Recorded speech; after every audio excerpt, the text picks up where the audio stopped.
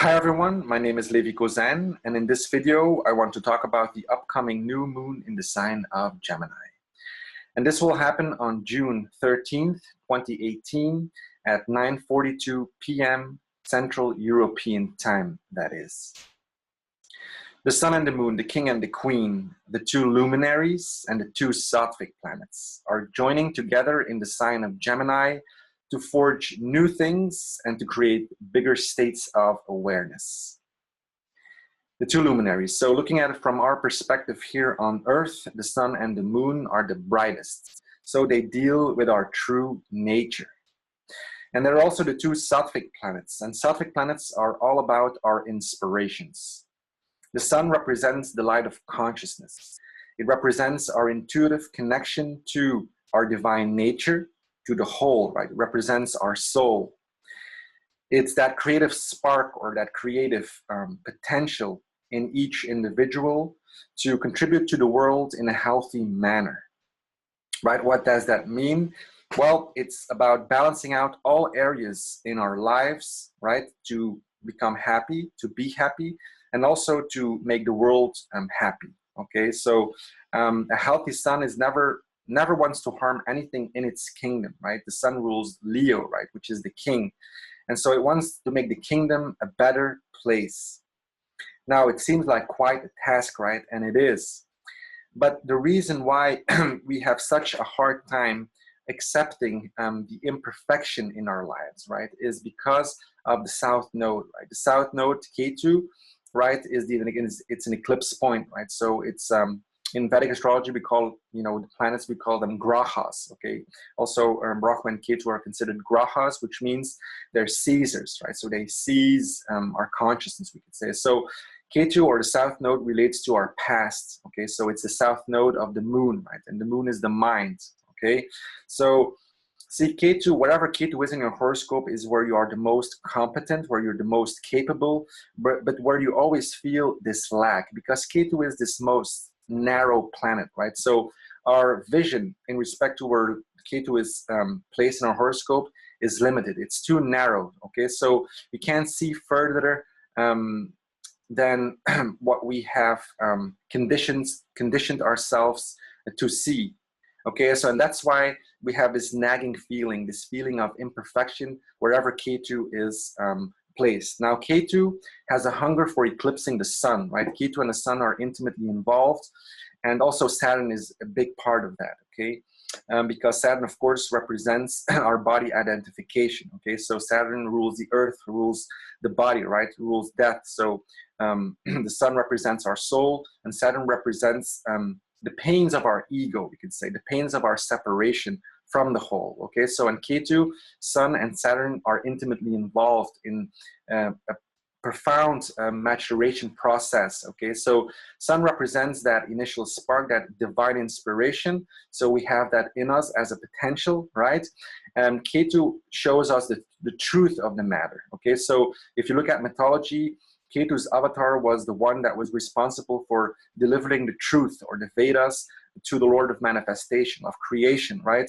And for that truth could be transferred or transmitted into the next cycle of creation. So here on Earth, things are not perfect, okay? So this is also given that, perfect, on Earth, perfect is only 25%, okay? So we can be perfect if you look at an avatar, or people who have, deeply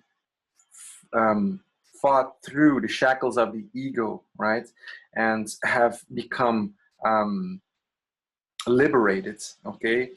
They can deliver only 25% of that truth if you compare it to the divine, right? To that supreme consciousness, okay? So in that sense, it represents where we feel not perfect. So especially, for example, for men with a Ketu Sun conjunction, it's a challenging thing because they always feel this kind of doubt, and Ketu has this inhibiting quality, okay? So, okay, of course, the task, or the task of Ketu, or the reason why Ketu is there, is to, and it wants to eclipse the sun, is because it wants to bring forth a better version of that sun, a better version of that soul, but it's never going to be perfect. Okay, so, and this is what we have to learn, right? We have to learn to live on this earth with a body, right, which is Saturn, which is the pains of the ego also, right, and the fact that we're mortal and this kind of thing. So it's like this, a lot of duality going on, a lot of contradictions going on.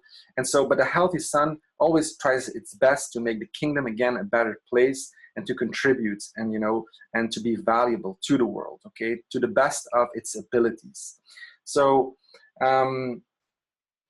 okay, so that's enough about the sun. So what about the moon, right? The feminine counterpart. The moon is a fully feminine planet, we could say. It rules estrogen, okay? The moon is the mind, or the manas, okay? In the mind lives the idea of separate existence, which is the ego, right? So a healthy moon represents a healthy ego. And again, Saturn represents the pains of that ego, okay? So the pains of that separation from the whole, okay? And the moon, of course, you know, is all about our subjective being, our subjective nature. Through the agency of the moon, we experience ourselves subjectively. I experience myself as Levi, you experience yourself as who you are, right? And this is all happening through the agency of the moon. So that's why the moon is the mind. The mind is a big word, right? So in the mind lives our opinions, ideas, memories, emotions, and so on. Okay, so, and you know, Ketu, or the south node of the moon, it's the south node of the moon, right? So it has this connotation of the past, memories, past lives, etc. Our DNA also. Okay, Rahu and Ketu are all about you know, mutations and changes within our DNA, okay, within the individual and on a collective level, of course. So they are these karmic forces. Okay, so it's all very much connected. Okay, so if you know, I think the more you get into astrology, the more you see how intricately these things are connected. We have to look at the whole thing as a whole, right? And so sun and moon are the king and the queen. They are the foundation of our self, right? The masculine and feminine psyche. They're also the foundation of our self-esteem. That's why it's so important to examine the sun and the moon, you know, first in a person's horoscopes, because that's where the foundation, these are the foundation points, okay? Okay, so also in the moon, of course, lives the conscious entity, which has a life force, right? It's the jiva, which is a conscious life force. Okay, so that's what the moon holds. Okay, so the sun and the moon, the king and the queen, they rule both one sign, right? They both have leadership qualities. Okay, you'll see this often.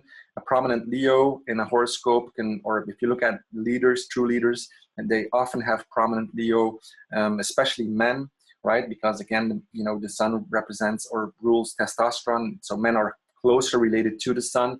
Women are closer related to the moon because it rules estrogen. So, you know, when we break it down to a level of hormones and, you know, the physical level. So what's happening is there's a new moon going on. Okay, so the moon is combusted by the sun because it's blocked by the rays of the sun. That's what combustion means. So we can't see it. We can't see the moon, right, during the time of a new moon. So this shows us that it's time to reflect, to stand still, right, for a couple of days before the moon becomes visible again and ideas in our mind start to grow again. So a waxing moon is always about building, right, building and creating on an external level, building onto the previous cycle, we could say. A waning moon is always about internal growth more, okay? So in the full moon, things come to a climax and then it starts waning. And so the waning phase is the phase where we reflect, where we let go, right? Where we grow more on an internal level, where we focus our attention more internally, okay?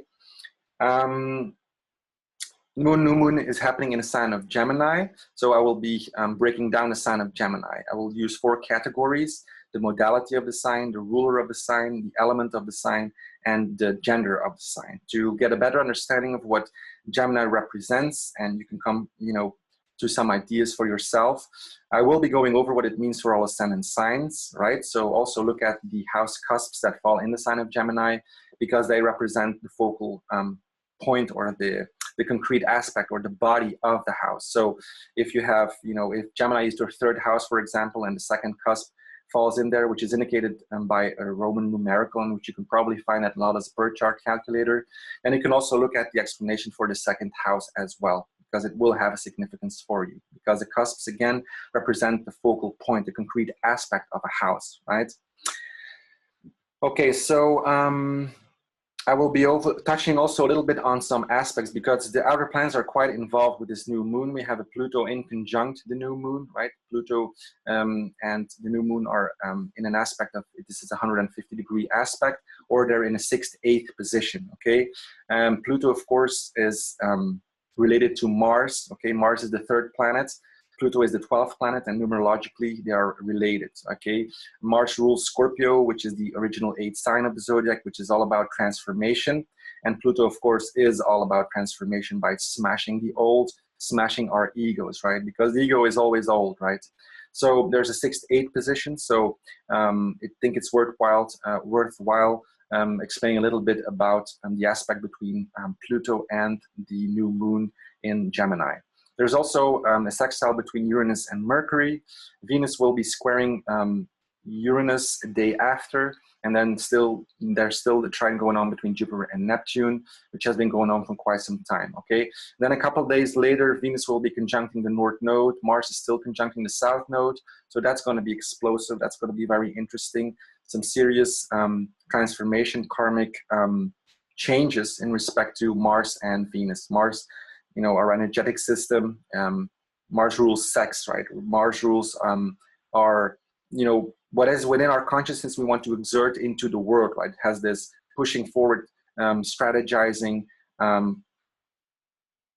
connotation, like energy, okay? So Venus is, of course, our value, the way we appraise the situation. It rules women, luxuries, and so on. So it's going to be conjunct the North Node, right? The North Node is all about our subconscious desires. Venus is, of course, our conscious desires. So when you throw these together, that's going to be like at least an interesting mix, okay? Okay, so I think that's enough for the introduction. So now I will be going over what, you know, Gemini represents. I will be talking a little bit about the signs, because I like to just share more information. There's a lot of people watching this channel, people who are just been into astrology for ages, then people who are just getting into it. So I try to give some general information so you can make, you know, hopefully make some more sense of this forecast, right? And so on. Okay, so if you want a reading, I'm always very happy to give readings, right? I'd love to look at your horoscope, okay? Okay, so let's dive in a little bit. So first of all, I'm going to talk a little bit about the zodiac. Now, there's several zodiacs out there, right? Now, a zodiac is a way of dividing space. It's the embodiment of time. Okay, here we're going to talk about the tropical zodiac. We're doing tropical astrology here. So at the time of the vernal equinox, when the sun rises over the celestial equator, right? The sun represents the soul, right? The light of consciousness, anchors to the celestial equator. So the equator represents the center of the earth, right? So it anchors to the center of the earth. This marks 0 degrees tropical Aries. And then the sun travels 1 degree per day. We have 30 degrees in one sign. There's 12 signs, right? Making up the zodiac a perfect 360-degree circle. Now, in Vedic astrology, the signs are called rashis, and a rashi means a heap of degrees. So, right, it's the rashis, the signs are created by the movement of the sun, right? Also, the signs are considered the limbs of Vishnu. Okay, so that's why they represent body parts. Like Aries represents the head, Taurus represents the face, Gemini represents the upper chest area and the arms, Cancer, the lower chest area, Leo, the vital organs, Virgo, and the intestines, Libra, the excretory system, and also the internal part of the genitals. Scorpio rules the external parts of the genitals. Sagittarius rules the buttocks. Capricorn, the thighs, and also the upper part of the kneecaps. Aquarius rules the lower part of the kneecaps and also the shanks, and Pisces rules the feet. So Pisces is the 12th sign of the zodiac. It's ruled by Jupiter, right, which is the guru. And I mean, the 12th sign relates, the 12th house relates to elevation and spirituality, right? So in Hindu spirituality, for example, the student or the devotee lays at the feet of the master, right, which is represented by Jupiter, and so on, okay? So the signs represent the unconscious aspects of the chart. Okay, it's the limbs of Vishnu. In fact, they are the containers of holding consciousness. The containers of holding consciousness. They are not the consciousness. It's the planets that represent the conscious forces in the chart. So the signs limit the expression of a planet's consciousness, but it's the planet that give consciousness to the signs. You see how that works? Now, in terms of rulership, right? So certain planets are attributed to certain signs because their inherent symbolism matches, okay? So Aries does Mars does very well in Aries, right? Because their inherent symbolism matches. So Mars rules Aries. It also rules Scorpio. All planets rule two signs, a masculine and a feminine sign, except the sun and the moon, the king and the queen. They only rule one sign, right? Okay, so now the signs act as limiting forces, right? Or they are the containers, or they limit the expression of a planet's consciousness, as I mentioned. So if you look at your horoscope, for example, you have a debilitated planet. Like, so let's say Mars is debilitated in the sign of Cancer in the horoscope, right? So, okay, there's many things we can assess, right? We can look at the aspects to Mars. Maybe it's held by friends, maybe it's hurt by enemies, and so on, right? The fact that it's in Cancer is going to be in a low point, okay? It's not going to be able to express itself on a conscious level, right? Because it's debilitated, it's slumbering, it's sleeping. It's, you know, it's too limited, right? So their symbolisms, like Mars's symbolism and Cancer symbolism, don't match, okay? So it's going to create a more unconscious state of being, okay? So in respect to that specific area that Mars rules for you, and so on, okay? But we can also look at the planets in the signs of Mars, okay? So you can look at if there's a good planet like Jupiter, for example, in Aries, or Jupiter in Scorpio, that is going to help out the Martian dimension within your life on some level, okay? So we can look, you can also look at it like that. For example, another way is when Venus is exalted, for example, in Pisces, right? Venus is doing very well there. It's exalted, okay? And it's in its best manifestation, we could say, okay? But also look at the signs of Taurus and Libra, because Venus rules those signs. So if the sun is, for example, in Taurus, the sun doesn't like to be in the sign of Venus. That it will also have an impact on the whole Venusian dimension within your horoscope on some level, okay? So I think it's interesting to look at the horoscope from that perspective as well, okay? So that's enough about the signs. Now we're talking about Gemini here, because the new moon is happening in the sign of Gemini. And I was going to break it down. I'm going to break it down by using 4 categories, right? Okay, the modality, the elements, the ruler, and also the gender of the sign. So first of all, Gemini is a dual sign. Okay, so there's cardinal signs, fixed signs, and movable and dual signs.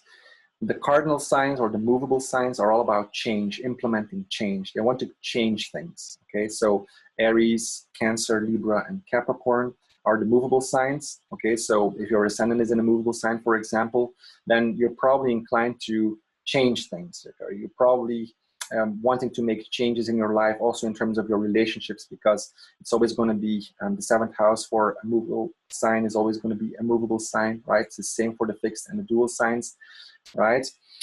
So it's all about change. Now the fixed signs are all about creating stability and security, right? They don't want to change. They don't want radical change at all.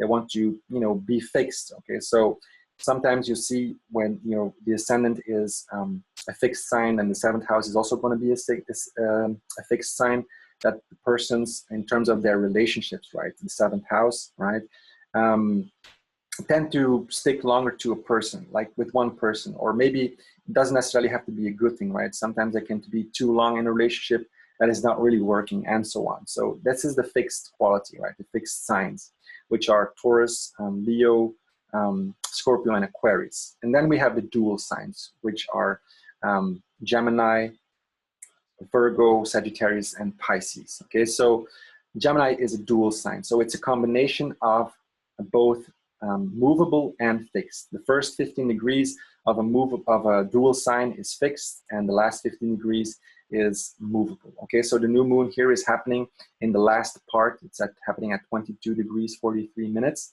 Okay, and the second part of Gemini. So it's going to be about changing things. Okay. Okay, so Gemini is is a dual sign.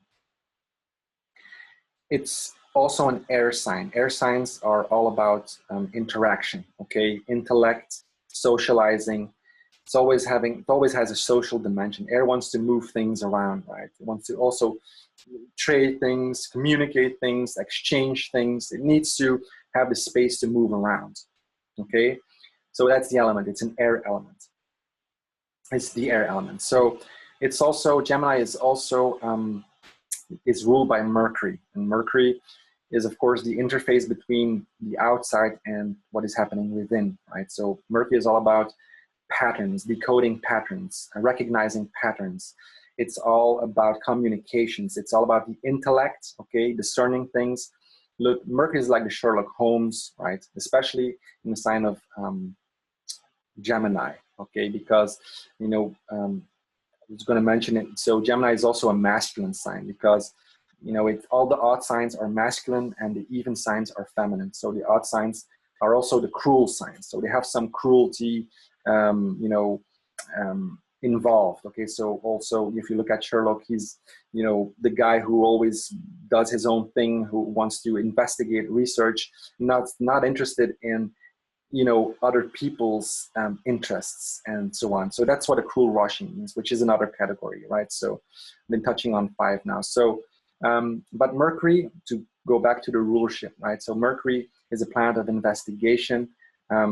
It's the messenger, right? If you look at the signs of Mercury, Virgo and Gemini, they are the closest to the sun and the moon, the closest to the king and the queen, right? So Mercury is the messenger, is the fastest moving planet around the sun, right? So it has to deliver messages to these inspirational planets, to these 2 foundational planets, right? And so it's all about giving information, looking out for new ways of tackling problems, right? Organizing, fixing, decoding, and so on. So Gemini is very much about that. It's a masculine Rashi, a masculine sign, so it wants to do something. It's active in that sense, right? And the new moon is there in the latter part. So it's going to act, it's going to implement some change. Now, all dual signs are all about improvement on some level. So they're not about radical change. They just want to, you know, keep doing their thing, and along the way they make improvements, like small improvements to change things. See? So that you consider a dual sign like this. So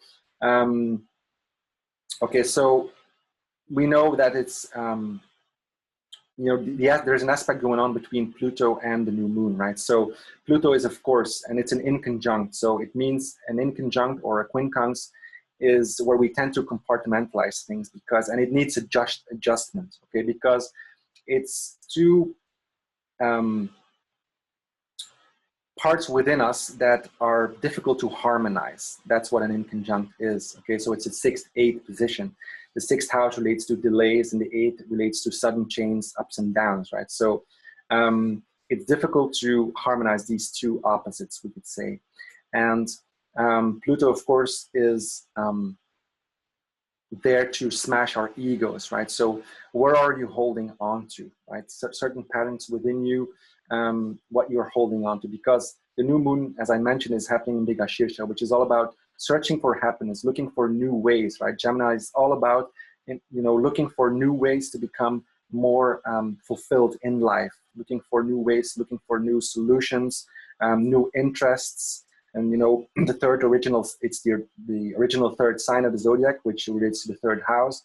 And the 3rd house is all about developing skills, right? So, you know, applying our technical intelligence, trying things out, using our will also, okay? So it's that masculine part of Mercury that wants to investigate, that wants to communicate, that wants to get insight into what is happening. So Pluto can show us where we're holding on to the old, okay? As I mentioned, the ego is always old, and that can prevent us from moving ahead, right? In new directions, in new interests, and so on. Now, the Lord of Mercury, excuse me, Lord of Gemini, Mercury, is in a sextile with Uranus, right? So, and you see that the Moon and Mercury are in an exchange there. So there's an undercurrent, they're working together. There's some strong energetic flow there.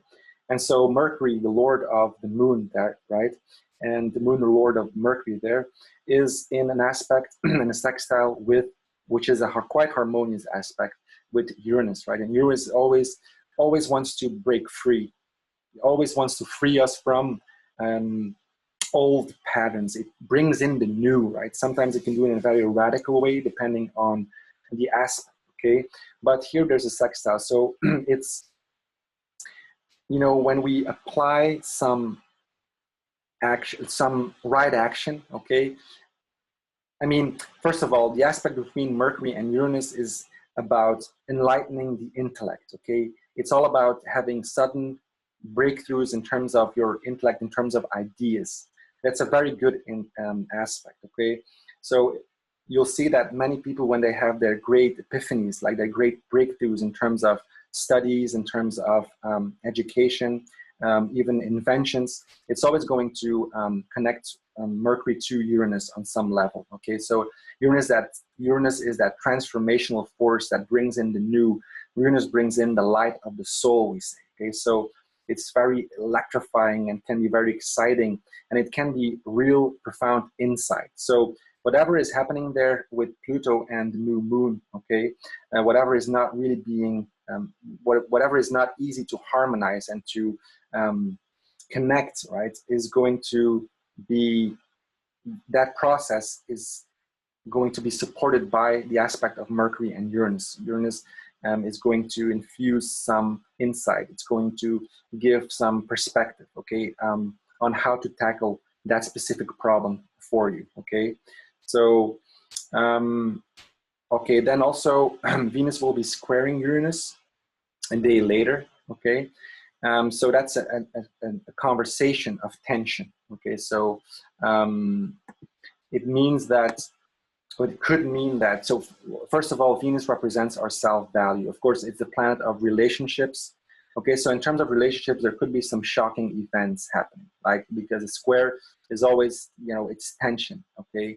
It means that, again, Uranus wants to free us in terms of what we've been holding on to in relationships, for example, and it wants to bring in the new, okay? So, see, it can be uncomfortable. So, for example, just give a general example. So, you've been alone for, you know, your relationship ended or something, and you find out that your ex-partner found a new relationship or something like that. So, it's like a shocking event, right? So, but at the same time, it frees you from that bond. Okay, it makes it clears the way for you to evolve. Maybe you've been holding on too long to a partner or something like that, or to a feeling of, you know, being in love or something with someone that does not answer your love and so on.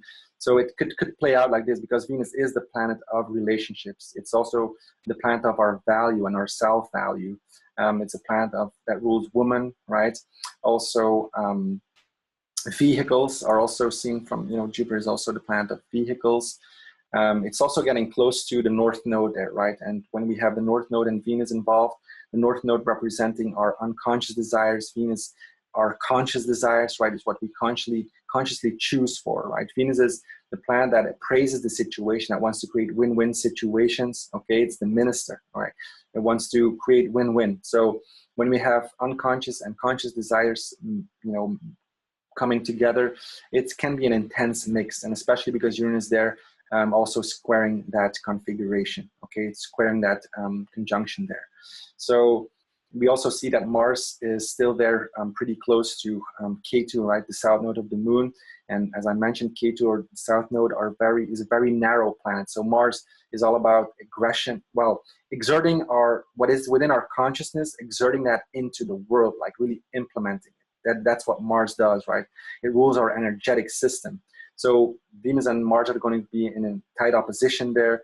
So masculine, feminine energies are going to, you know, have to be balanced out. Like, and when the nodes are involved, Rahu is very explosive, Ketu is very inhibiting. So, like, you know, Ketu Mars conjunctions, you know, they can lead to eruptions. Like when the pressure gets too high, it just blows, right? So there's going to have to be, and it's an opposition, right? There's going to have to be,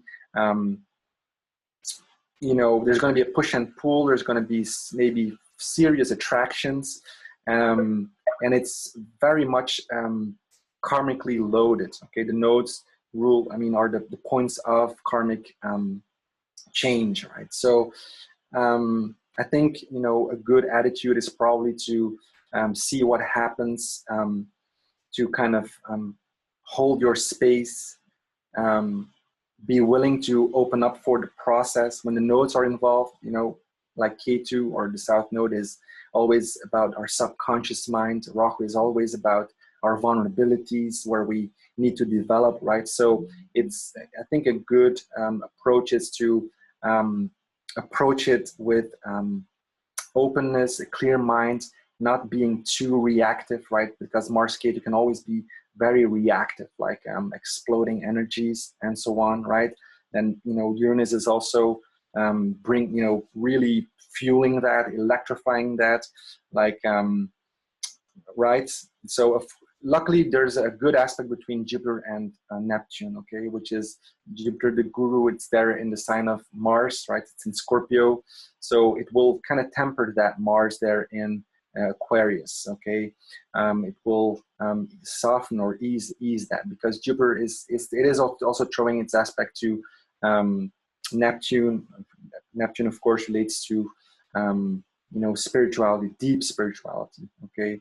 Neptune is often where we don't find earthly fulfillment, okay? Because it's off planet, we could say. It's, you know, operating on a deep level within us also. And, you know, Neptune also relates to the moon, right? So Neptune is a planet that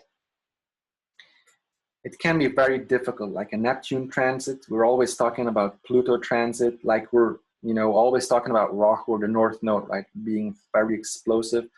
But Ketu, right, and Neptune, if you compare that with, you know, Pluto and the North Node, which are much more, I don't know, like on an external level, like they're just much more noticeable or something like that. We, on some level, we just pay more attention to those, but Neptune can be very difficult.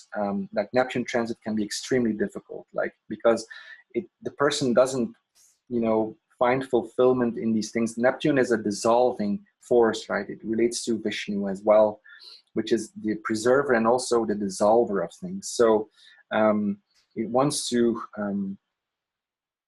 all the other planets are all about breaking our egos, okay? Because they want to bring in the light of our being. You know, Pluto is going to smash the ego because it wants to make us more authentic. Uranus is going to give us the new, right? Sometimes in a way that is too much to handle. Neptune is all about dissolving things and also preserving things, but also like dissolving things, like dissolving meaning like your desire doesn't get met. Okay, now it is a positive aspect with Jupiter, right? So there is definitely a spiritual undertone here, like guiding things, or, you know, we can fall back on that level of consciousness, we could say. So if you're awake, if you're aware, if you pay attention, if you're not reacting too much, right? I think it's an incredibly potent time for some very nice you know, it's a very nice development within your soul's journey, okay? That's for sure. And it's always like that, right? Our willingness to surrender, which is Pluto, right? Our willingness to let go of the old. Uranus is also, can be shocking, bringing in the new and also accepting that, trying to channel that, trying to kind of structure that within our consciousness and make sense of it. But Mercury, you know, is the planet of making sense of things. So I think that's a good support there, and so on, okay? So now I will be going over what the new moon could hold for all ascendant signs. Okay, so what could the new moon bring for Aries ascendant? For Aries ascendant, the new moon is happening in their third house. What is the third house? The third house is the house of our courage, applying our will, right? It's also the house of discernment. So applying simple logic, making sense out of things. Also, servants maintained is what Parashara gives, which refers to employees, right? People that work for you. The third house relates to commercial activity because it's the house of competition, right? It's where we develop our skills, right? Where we need to apply our will to become stronger in in developing our skills, which we can later on express through like the fifth or the sixth house. The fifth house is the house of our creative intelligence. The sixth house is the house of, tackling the problems of the world. So in the third house, it's all about self-development, right?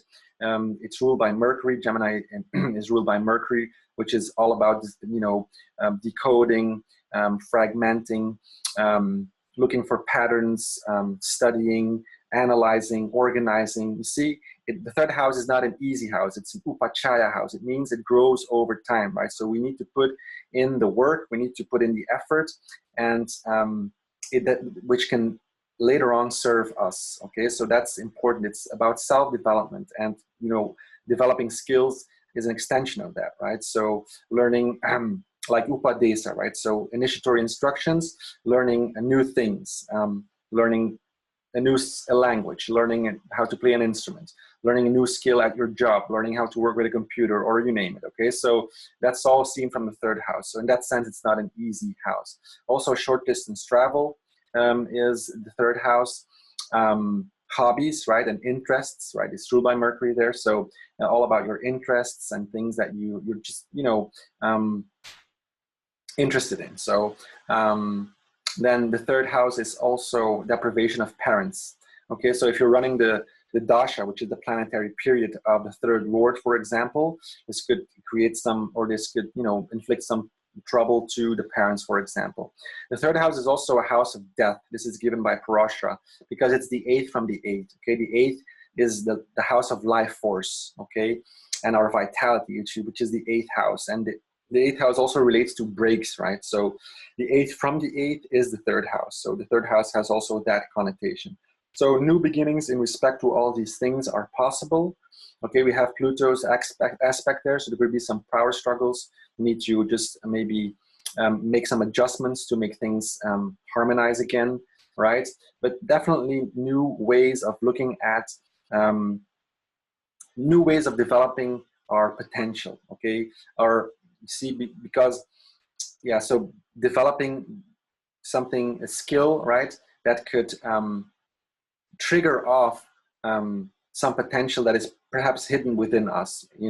That's also happening because a lot of people just refuse to put in the work, right? Put in the skill to develop themselves. Okay, the third house is in that sense important. It's a difficult house, but it's an important house, and it's an upachaya, so it grows over time. The more you do it, the easier it becomes. Okay, so if you learn how to play an instrument, and after 3,000 hours or something, you get a little better, and then after 30,000 hours of putting in, the effort, you'll get better and better and better. So it's also rewarding, but it needs a lot of effort. Okay, so that is what the new moon can hold for Aries ascendant.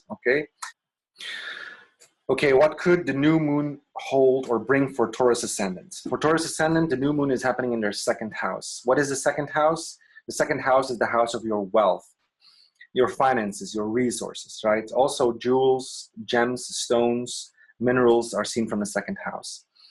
Also, collections, which are an extension of wealth, which is given in Brihat Rashtra Horashastra. The first house is the house of your body, right? The second house is a reflection of that. So whatever you need to feel nurtured is seen from the second house. The things that support you on the life path, right? The life path represented by the first house. The second house, what you need to feel supported. Okay, so the food you take in is the second house. The close friends, your family, all seen from the second house. The second house is an Artha house, right? So Artha houses deal with creating material and financial security. Okay, so this new moon is all about that, creating new ways of becoming resourceful. The second house and the moon are closely related, right? So when we look at a person's finance, for example, we're always going to examine the D2 chart and the condition of the moon, okay, in the D2 chart, which is the Hora chart, which is a divisional chart, you know, which has a certain mathematical calculation, right? And the important planet there is the moon. So the moon has an affiliation with the second house, and because we need to be flexible, adaptable, and the moon is all about that, right? To become resourceful in life. And so the second house for Taurus Ascendant is ruled by Mercury, right? Mercury is all about discernment, finding new ways of coming about this. Okay, so new beginnings in respect to whatever you need to feel supported on your life path. What could the new moon bring for Gemini Ascendant? For Gemini Ascendant, the new moon is happening in their first house. And it's always important, right, when a new moon happens in your first house, because the first house is the house of your natural inclination, your swadharma, right? Dharma means nature. Parashara gives it as one's own true state, okay? It's, of course, the house of your body and your appearance, right? See, the sign that was rising on the eastern horizon, on your local horizon at the time of birth, right? That is your ascendant sign, okay? So it's where the body is born, okay? It initiates the path. It initiates the path in life, okay? It determines it. So it's a very important sign, and so a very important, it's always important when a new moon happens there. So it's the house of your body appearance, also your ability to cognize, to, you know, grasp things, to make sense out of the impressions that come to you. Also, it's the house of your strengths and your weaknesses. The comforts of the body are also seen from the first house, right? Because it is the body. But one's own true state, that's the most important thing, right? So, see, the first house is a trine and an angle, both, right? It's the only house that has both connotations. So, angles deal with action and initiative, right? And trines are all about following one's inspirations. So, if you compare with the 10th house, for example, because usually we look at the 10th house for career, right? But in fact, Parashara gives for the 10th house the house of obligations. So Parashara gives for the first house the house of caste. Okay, so this relates to our career, who we truly are. It's going to be very important to look at the first house in terms of your inclination, what you're born to do on earth, we could say, okay, because it's a trine house. It has to do with your natural inspirations.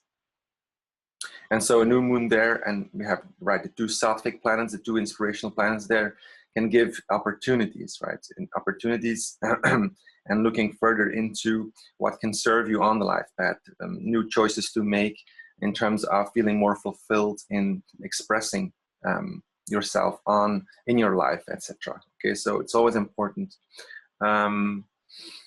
Okay, so yeah, so there's new beginnings there. That's the most important thing. So you can see how it plays out for you and take, you know, take the opportunities, right? So it's good to reflect and to see what is playing out for you, what is in the air for you, right? Because of course, this is all going to depend on your personal horoscope, right? This is a general forecast, so it's just touching on, you know, transiting planets, right? So of course, your natal planets are going to make aspects. So the transiting planets are going to make aspects to some natal positions in your horoscope, right? Perhaps.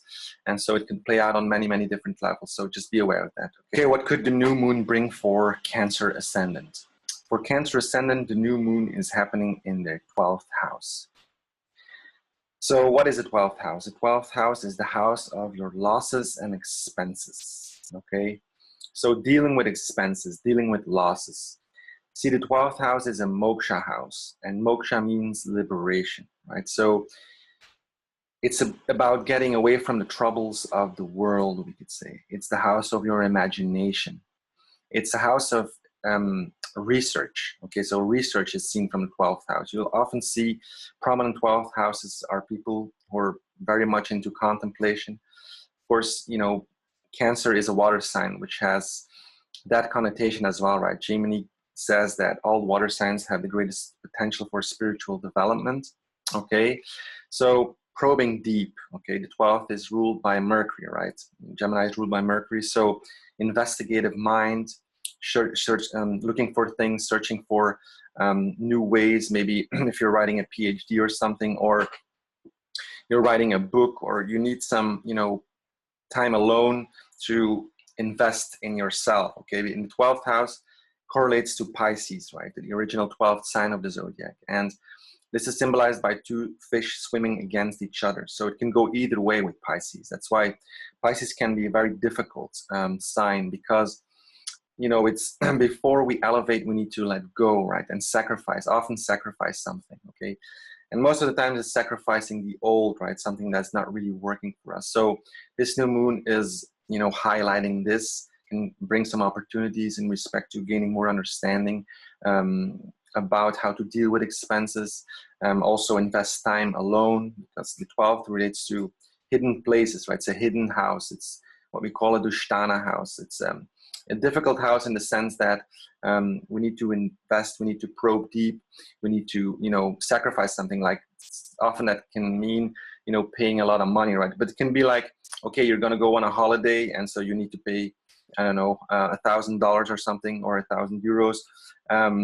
So you need to, it's losses and expenses, this kind of thing. Okay, so prisons are also seen for the 12th house, and hospitals. Okay, so all places are kind of remote and hidden. Ashrams also, like retreat centers and this kind of thing. So it's summertime, so it's good opportunity perhaps for you to spend some time there. Okay, so contemplation, probing deep, letting go what you need to let go of, to continue further on the path, right? Okay, what could the new moon bring for Leo Ascendant? For Leo Ascendant, the new moon is happening in their 11th house. So new beginnings in respect to 11th house affairs. So what is the 11th house? So according to Parashara, the 11th house is the house of acquisition of various objects, which means anything you desire on a material level.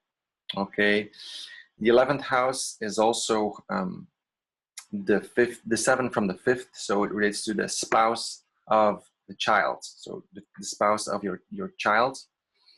The 11th house is the house of gains. Okay, so the money that comes in, if you have a company or some corporation, the money that comes in before it gets taxed is in the 11th house. Okay, so the money that you keep is in the 2nd house. Okay, so it's a house of gains, what you gain on a material level, because the 11th house is the strongest of the Upachaya houses, and Upachaya means growing. Okay, so in the 11th, we make progress. Like people with the ascendant Lord or the Atmakarka in the sign in the 11th house, for example, they tend to prosper more as they progress in life, as they get older, right? So it's a growing house. So it relates to titles, receiving titles, because it's the 2nd from the 10th house. The 10th house is our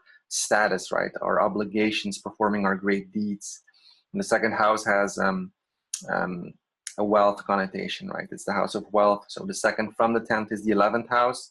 So things that grow over time, like titles, it's a house of increase, right? So first you're perhaps a soldier, then you become a lieutenant, then you become a general, this kind of thing. So increasing your status in terms of receiving titles is also seen. So like receiving a diploma or something, some recognition. It's the house of recognition.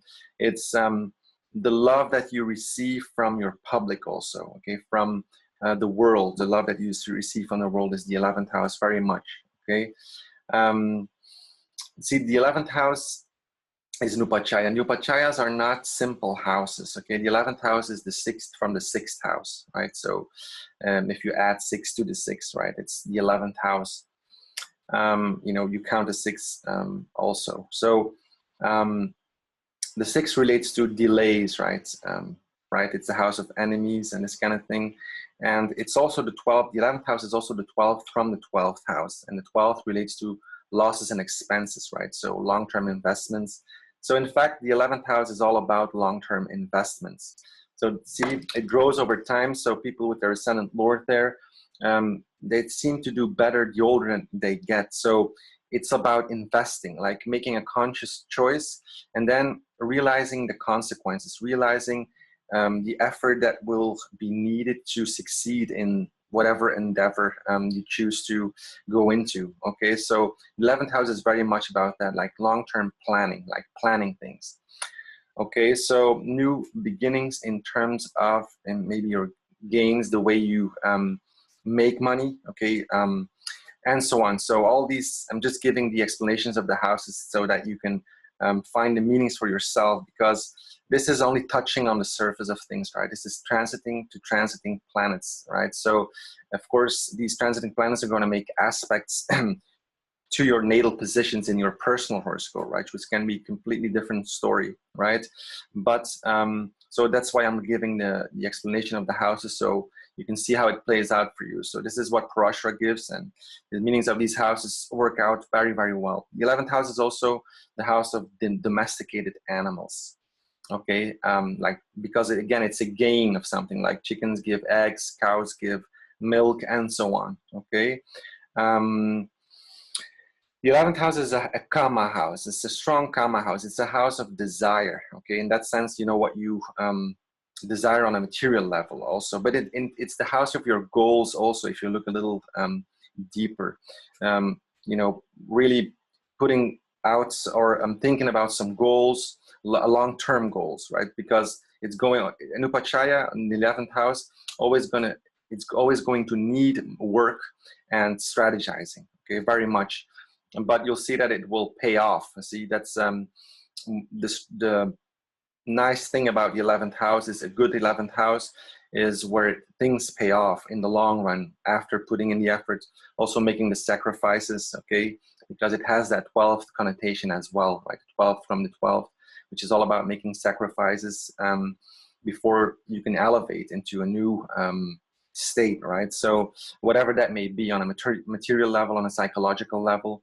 So okay, I think that's about it for Leo Ascendant. So what could the new moon bring for Virgo Ascendant? For Virgo Ascendant, the new moon is happening in their 10th house. And so be aware that this is a general forecast, right? So this is transiting to transiting planets.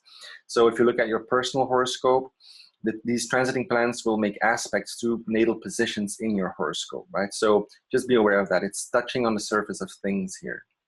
Okay, but the new moon is happening in your 10th house, right? So it's going to be relevant. So new beginnings in respect to, and Parashara gives for the 10th house, empire, space, the house in the sky. Okay, so this relates to corporations and businesses. The 10th house relates to status, right? It's the house of status, the house of power, right? It's, you know, the house in the sky. It's the empire. So it also relates to authority figures, because the 10th house is the actions, represents the actions of the father. In fact, the 10th house is the karma bhava, and karma means action, and bhava means house. Okay, so it's the house where we perform our great deeds. Okay, so that can be, you know, writing a masterpiece to taking care of your parents when they're old or sick or something, you know, performing your great deeds is seen from the 10th house. It's important house. It's an Artha house. It's the most visible house, right? It's where we are most visible. So an Artha house is always relates to creating security on a material level. Okay. What do we have? So this is the house of your obligations and your occupation.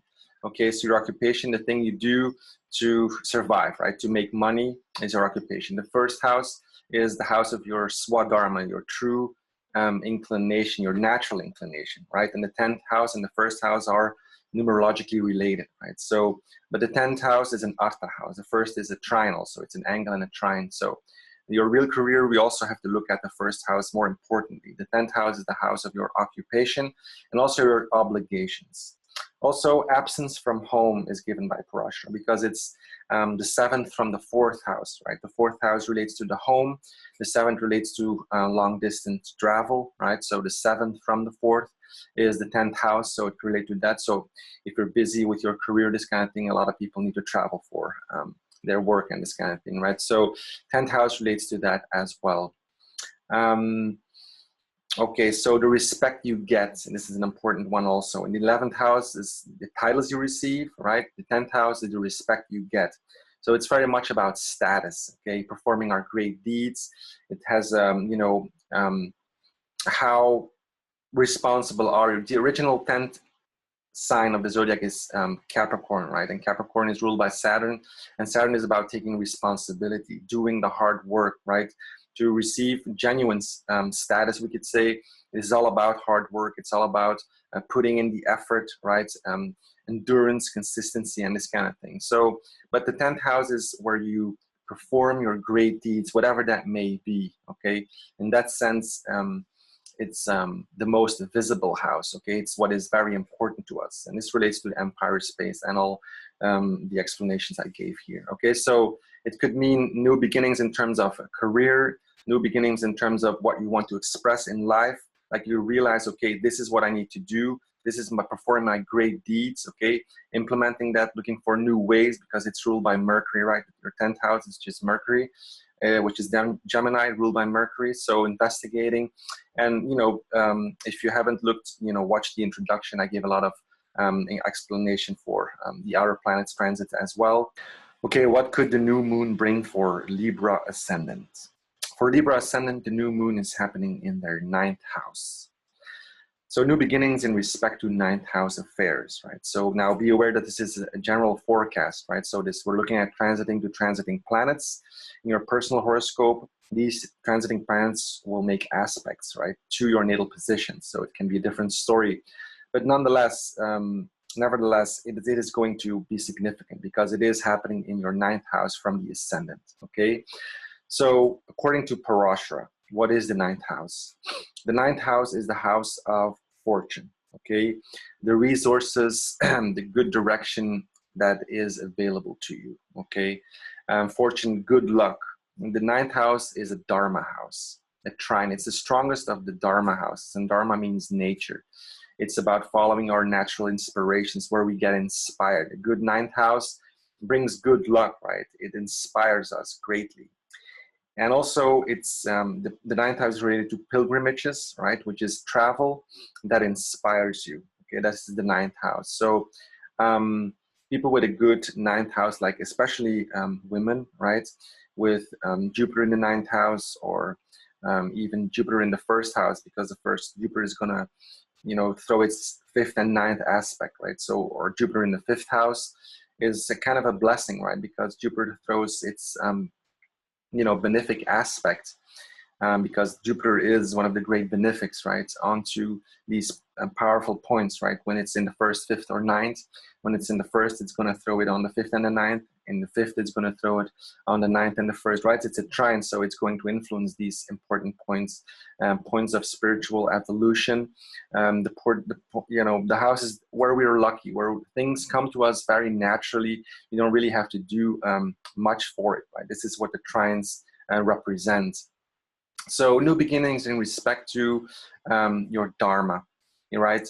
Dharma is your responsibility, right? Your natural inspirations and your natural inclination, what is most natural to you, okay? Meaning who you truly are. And we have the sun and the moon, who are the two sattvic planets, right? The foundational planets, the planets that are all about our inspirations, okay? The sun, the soul, the moon, reflection of that. So new beginnings in your purpose, okay? The 9th house is very much about your purpose. 9th house is everything that you believe in that is bigger, that is greater than yourself, is seen from the 9th house, okay? Like if you believe in God or you believe in anything, is seen from the 9th house. It's where we have a certain idealism, okay? It's also, related to religious law, right? In fact, all sorts of law, but, because the law stems from religious law, right? Which is in essence, the law of dharma, right? The law of nature, how nature works. So in the ninth, we charge. A good ninth house, we charge our energies, right? So we revitalize, and a good ninth house does that. And so it's ruled by Mercury, so it's very much about investigating things. Maybe you go on a travel, that you're going to learn some new stuff or this kind of thing. So it would be also playing out on an intellectual level, on a level of mind as well. Okay, so new opportunities there. Okay, so I think that's enough for Libra Ascendant. What could the new moon bring for Scorpio Ascendant? For Scorpio Ascendant, the new moon is happening in their 8th house. So new beginnings in respect to 8th house affairs, right? So just be aware that this is a general forecast, right? We're looking at transiting planets. So, you know, in your personal horoscope, these transiting planets will make aspects to your natal positions, right, which can change the story. But generally speaking, or I mean, it will have a significance, right, because it is happening in the 8th house from your ascendant sign. Okay. Okay. So what is the 8th house according to Parashara? It's the house of longevity, of your life force, right? What is given is fortress, like how strong you are, right? How strong you are to resist, you know, disease, like chronic disease are seen from the 8th house. The 8th house is the house of battles also. Okay, so the 8th house is a Dushtana house, right? It's a difficult house. It's the house of sudden ups and downs and changes. It's very unpredictable. It's a super interesting house.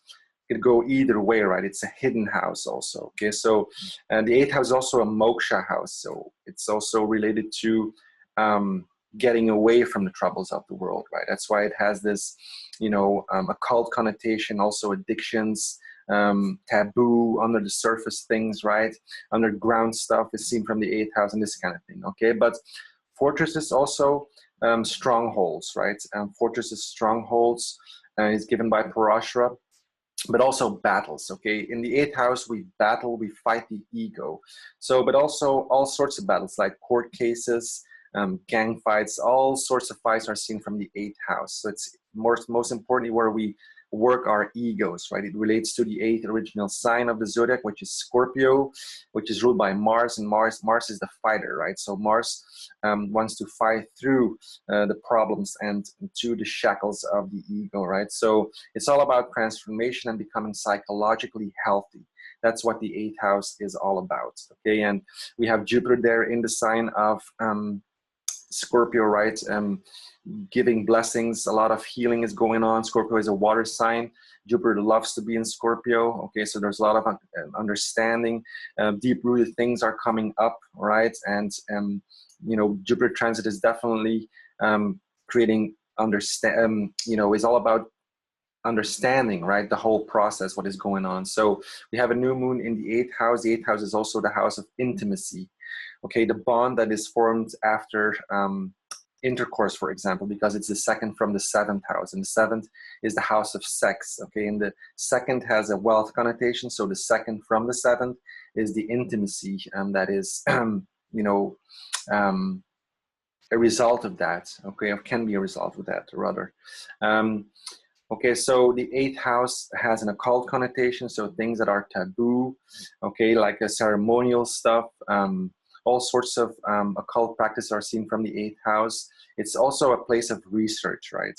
A lot of research can be done, you know, because like, for example, when people with the sun in the 8th house, it's the sun shines a light on to occult stuff, right? Taboo stuff. And you'll see a lot of occult teachers and gurus have a lot of 8th house stuff going on, right? So a new moon, new beginnings there, inspiration there.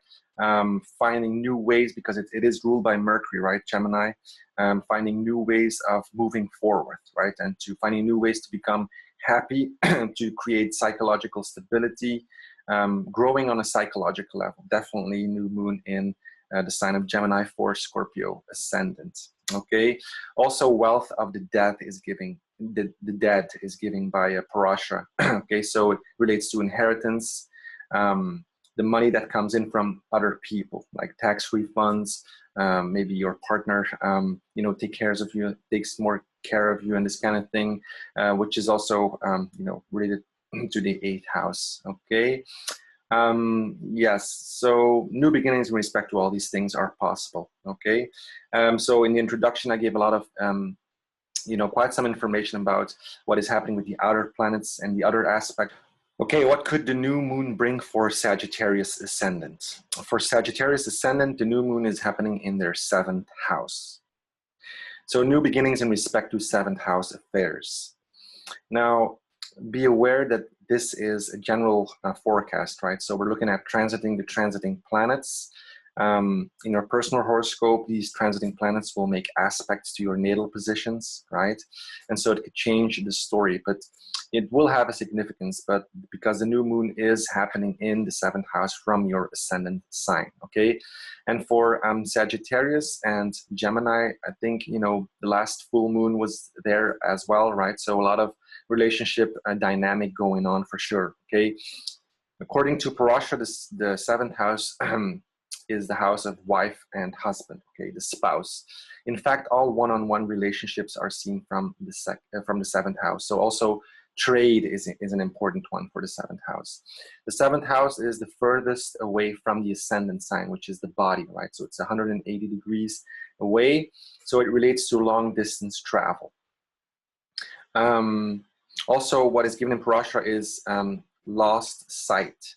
Okay, so it is the furthest away, right? So it's the 6th from the 2nd house, right? The 2nd relates to your eyes, and the 6th house is troubles, right? So 6 to the 2nd is also, this is given in Parashah, I'm just giving it, right? So, but it relates to long distance travel and relationships, okay? All one-on-one relationships. The 7th house is a Kama house. It's a house of desire. It's the house of sex, okay? So intercourse, right, is seen like conception, okay? In term, like if you want to make a baby, you know, this is a time to do it. Like this is a new moon happening, not on the day of the new moon, I would say, because see, new moons in transit tend to be takers because the energies are unstable, right? The moon is combusted by the sun. So, you know, but nonetheless, okay, there is new opportunities, there are new beginnings there. The 7th house is also a Maraka house. So it can be a death-inflicting house, right? Right, if you're running the dasha or the planetary period of the 7th lord, for example, right? It could, you know, create, or it could bring death, okay? But lots of new beginnings in terms of your relationship life and maybe how you go about re-examining. Maybe there's a new partner coming in. It just can play out on so many levels. Okay, so I think that's the most important thing. In the introduction, I touched on all the outer planet aspects, right? The outer planets are quite involved with this new moon. I'm not going to go over what this means for all ascendant signs because it would just take me too much time. Okay, so, but I think you can expect new beginnings in terms of relationships, in terms of one-on-one relationships. The 7th house is everything that you project out there, right? In the 7th house, in relationship, we learn all about ourselves, right? Who we are, where we need to put boundaries, where we are crossing boundaries, and this kind of thing. All this dynamic will play out. So looking for balance, looking for new ways of being more fulfilled in relationships, etc. Okay. What could the new moon bring for Capricorn Ascendant? For Capricorn Ascendant, the new moon is happening in their 6th house. So be aware this is a general forecast, right? So we're looking at transiting planets. In your personal horoscope, these transiting planets will make aspects to your natal position, so that could change things, but it will have a significance because the new moon is happening in your 6th house from the ascendant. So according to Parashah, what is the 6th house? The 6th house is the house of the stepmother and the maternal uncle. Okay, I'm just giving these. Importantly, the 6th house is the house of enemies, right? All sorts of enemies. Your enemies, injuries, cuts, accidents, you know, it's our position in the world, right? Nature, how, you know, nature is can be a threatening place, right? So where we need to take care of our daily existence. This is in what the sixth house does. So we need to become smart, right? In the sixth house, we become intelligent. It's the house of intelligence to tackle financial, material, psychological problems even, okay? The sixth house is an Artha house, which is all about creating material security. It's also a Dushtana house. Dushtana is a difficult house, right? Because it can bring delays, right? Again, us against the world, you against the world, we could say, right? Because you have to get up, you have to make sure that your food is there, and you have to make money and this kind of thing. So the sixth house is taking care of all these obstacles, we could say, okay, that make life can make life a difficult thing, okay, on a practical level. But it is where we become, you know, smarter. So in the Gemini school of astrology, the sixth house is one of the houses of intelligence, together with the third and the fifth, right? The third is technical, and the fifth creative intelligence. So it's an important house to take care of. Like people with Rahu in the sixth house, for example, you know, they have to develop a certain, like a healthy relationship and integrate a healthy dynamic within their daily existence, like tackling these problems and this kind of thing, because they always want to go back to that 12th house, like that moksha house. So the sixth is very much about putting in the effort, right? It's in that sense, it's related to delays and but you know, so new ways of looking at your daily life, how you organize your life, how you can make your life more comfortable. Yeah, how you can make it more comfortable, okay, by tackling, organizing, and so on, taking care of the problems, okay. Am I forgetting? Well, see, the sixth house, the original sixth sign, right, is Virgo, right? And so Virgo is all about self-improvement. So it's where we improve things in the sixth, okay? Because we need to take care of all these things in life, right? You just can't lay down and do nothing, because then things disappear, right? And so the sixth house is is showing us that, like in a difficult way. In that sense, it's a Dushtana house, so it will require of us the effort, okay? So new beginnings in respect to health. It's also relating to health, right? Because taking care of enemies, as I mentioned, injuries, cuts, but also health, like regimes, what is healthy for you, okay, is all seen from the sixth house, okay? Okay, so in the introduction, I touched on the outer planets aspects there, right? The outer planets are quite involved with this new moon, so I won't go over what this means here for all ascendant signs, because it would just take me too much time, right? So you can look at that in the introduction. And so, okay, I think that's enough. What could the new moon bring for Aquarius ascendant? For Aquarius, the new moon is happening in their fifth house. Now be aware that this is a general forecast, right? So we're looking at transiting planets, okay? So it's for everyone. So in your personal horoscope, these transiting planets can make aspects to your natal positions, right? And so it can change things, right? But it will have a significance, but because the new moon is happening in the fifth sign, or the fifth house from the ascendant, okay? So what is the fifth house according to Parashara? It is the house of knowledge and intelligence, more specifically our creative intelligence, okay? In the fifth house, we learn things and we express things. It's a Dharma house, right? It's a trine house, which relates to Dharma. And Dharma is all about following our natural inspirations, okay? It's ruled by Mercury, and Mercury is the investigator. So it will also be on a level of intellect, right? A level of ideas and looking for new ideas, and it's very investigative, okay? Mercury is all about investigating things. So it's also related to spiritual practices like yantra and mantra things, okay? The fifth house, it's the house of continuance and consistency, right? It relates to the original fifth sign of the zodiac, which is Leo, and Leo is ruled by the sun, right? And the sun is all about consistency.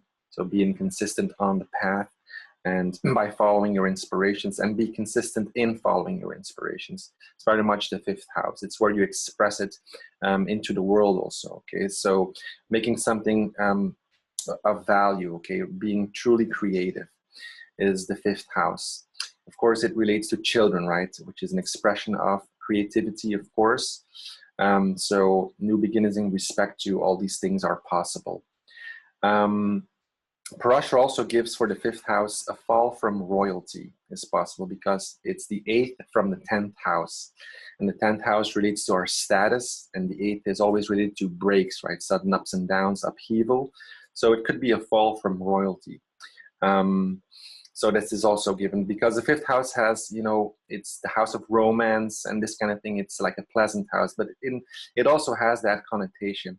Also, the 5th house is the house where planets can get ashamed. Okay, I won't go into this here, but it also has that shadow connotation, or I would not say negative, but a challenging aspect to it as well. Okay, but most importantly, it is the house of knowledge and intelligence.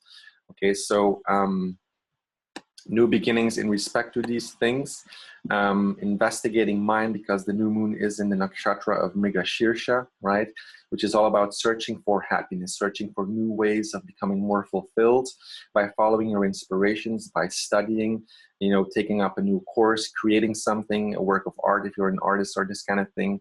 A new cycle is, you know, begins to think about it, to let ideas come to you, and to, you know, cope with all the challenges, because Mercury, the Lord of your 5th house, is throwing an aspect onto Uranus, right? Which is always about inventions or having insight on a mental level, right? And so on. So I'm not going to talk about the other aspects, you know, to the other planets, because it would just take me too much time. And I've touched on these in the introduction, right? If you haven't watched the introduction, I'm talking a lot about all these aspects, okay, which are important. Okay, what could the new moon bring for Pisces Ascendant? For Pisces Ascendant, the new moon is happening in their 4th house.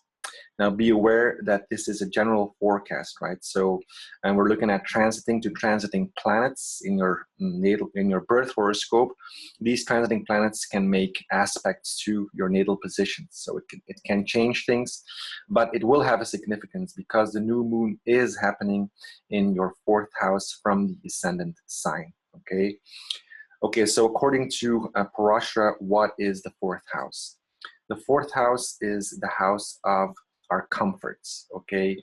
It's the house of vehicles, okay? All sorts of luxuries, like, you know, comforts, like a nice couch, a nice car. You know, a car is a luxury, right? Are seen from the 4th house. The 4th house is the house below. It's what we yearn, it's what we crave for, what we need to feel fulfilled on an internal and an emotional level, right? It correlates to Cancer, which is the original 4th sign of the zodiac, which is ruled by the moon. And the moon is all about our internal personal fulfillment, right? So in the 4th house is what we crave, what we want, okay? Now, it also relates to the mother, of course, right? Mother's nourishment is seen from the 4th house.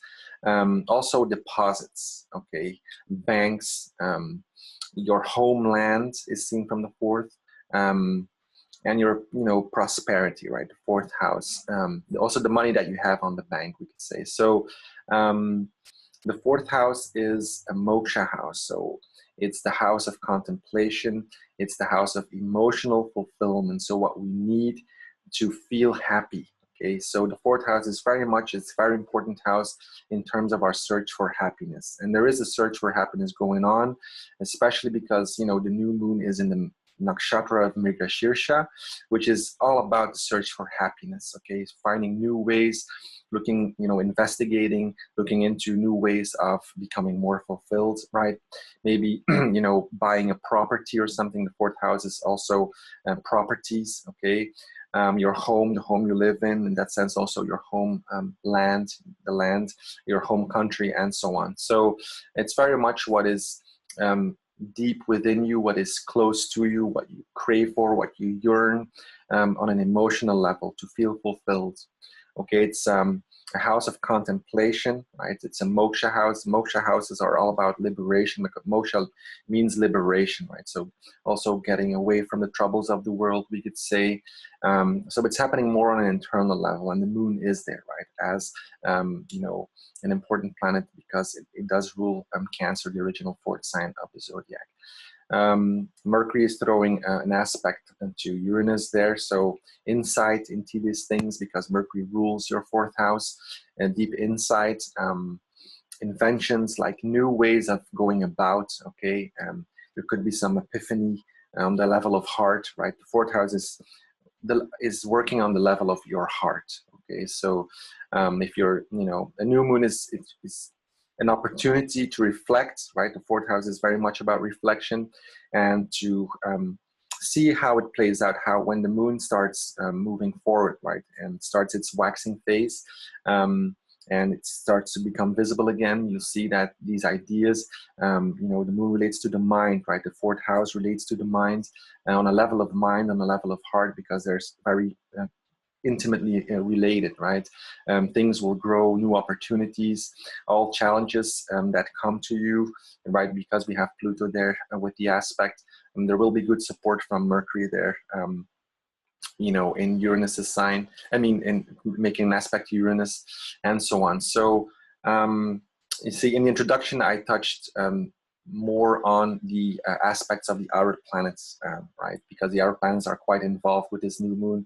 So if you haven't watched it, I advise you to watch the introduction as well.